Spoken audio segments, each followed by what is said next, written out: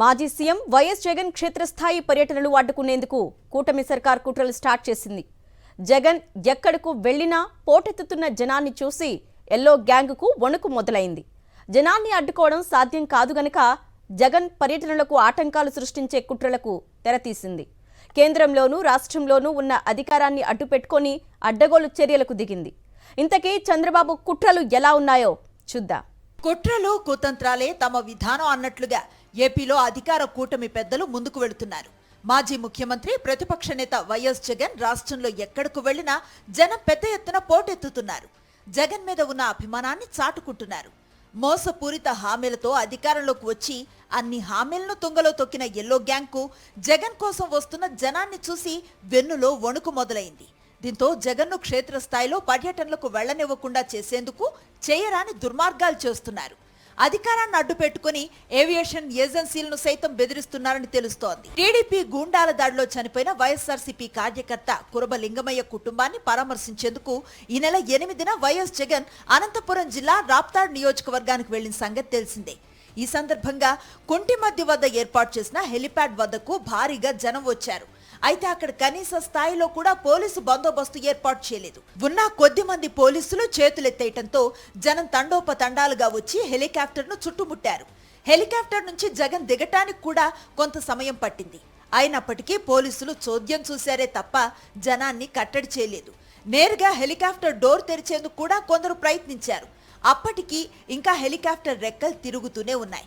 ఏ చిన్న పొరపాటు జరిగినా ఘోర ప్రమాదం జరిగేది. ఇలాంటి సంఘటనలు చోటు చేసుకోవటం ఏవియేషన్ చరిత్రలో అత్యంత అరుదు. ఏ రాష్ట్రంలో అయినా పోలీసులు పూర్తి స్థాయిలో బందోబస్తు కల్పించడం ద్వారా ఇలాంటి సమస్యలు రాకుండా చూసుకుంటారు. ఆంధ్రప్రదేశ్లో మాత్రం వైఎస్ జగన్ ప్రయాణిస్తున్న హెలికాప్టర్ కావడంతో చంద్రబాబు ప్రభుత్వం అత్యంత నిర్లక్ష్యంగా వ్యవహరించింది. ఈ సందర్భంగా హెలికాప్టర్ విండ్ షీల్డ్ దెబ్బతింది. దీంతో అదే హెలికాప్టర్లో జగన్ను తిరిగి తీసుకువెళ్ళటానికి వీల్లేని పరిస్థితి ఏర్పడింది. చివరికి వైఎస్ జగన్ రోడ్డు మార్గాన అక్కడి నుంచి తిరిగి వెళ్లారు. జగన్ పర్యటనలో సరైన పోలీస్ బందోబస్తు ఏర్పాటు చేయకుండా నిర్లక్ష్యంగా వ్యవహరించడం వెనుక పెద్ద కుట్ర ఉందనే విషయం స్పష్టమైంది. వైఎస్ జగన్ కు విమానాలు, హెలికాప్టర్లు అద్దెకి ఇవ్వనివ్వకుండా చేయటం ద్వారా ఆయన్ను క్షేత్రస్థాయి పర్యటనలకు వెళ్లకుండా అడ్డుకోవాలన్న కుట్రతోనే ఇలా చేస్తున్నారని స్పష్టమైపోయింది.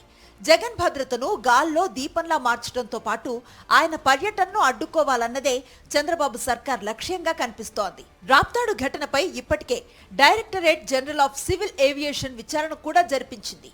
డీజీసీఏ ప్రతినిధులు కుంటుమద్ది హెలిప్యాడ్ ను సందర్శించి అక్కడి పరిస్థితులను పరిశీలించారు.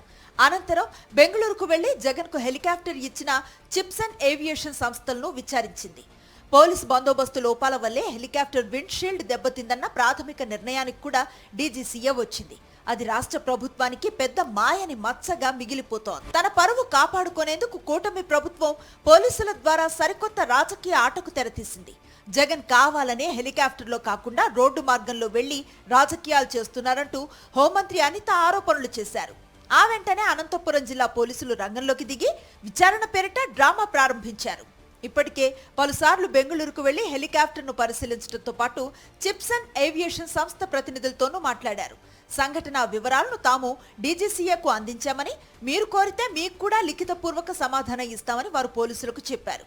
అయినప్పటికీ వేధింపుల్లో భాగంగా pilot Anil Kumar, co pilot Shreyas జైన్లకు నోటీసులు ఇచ్చి విచారణ పేరుతో చెన్నై కొత్తపల్లి పోలీస్ స్టేషన్ కు పిలిపించారు. ఇలా చేయటం దేశ ఏవియేషన్ చరిత్రలోనే మొదటిసారని తెలుస్తోంది. ముఖ్యమంత్రి చంద్రబాబు కుట్రలకు కేంద్ర పౌర విమానయాన శాఖ మంత్రి రామ్మోహన్ నాయుడు మరింత పదును పెడుతున్నారు. అందులో భాగంగానే ఏవియేషన్ సంస్థలపై వేధింపుల పర్వానికి తెరతీశారు. ఇప్పటికే వైఎస్ జగన్ కు విమానాలు ఇవ్వకుండా కేంద్ర మంత్రి కార్యాలయ అధికారులతో ఫోన్ల ద్వారా బెదిరించారు. దీంతో గత కొద్ది రోజులుగా జగన్ ఎక్కడికైనా వెళ్లాలనుకుంటే ప్రత్యేక విమానాలేవి అద్దెకు రావటం లేదు. ఇప్పుడు హెలికాప్టర్లను కూడా రానివ్వకుండా చేసేందుకే ఇలాంటి చర్యలకు దిగారు. ఏపీ పోలీసులను అడ్డుపెట్టుకుని ఏవియేషన్ ఏజెన్సీలను విచారణ పేరుతో వేధించడం కూటమి ప్రభుత్వ కుట్రపూరిత వ్యవహారాలకు పరాకాష్ట అని వైఎస్ఆర్ కాంగ్రెస్ పార్టీ విమర్శిస్తోంది.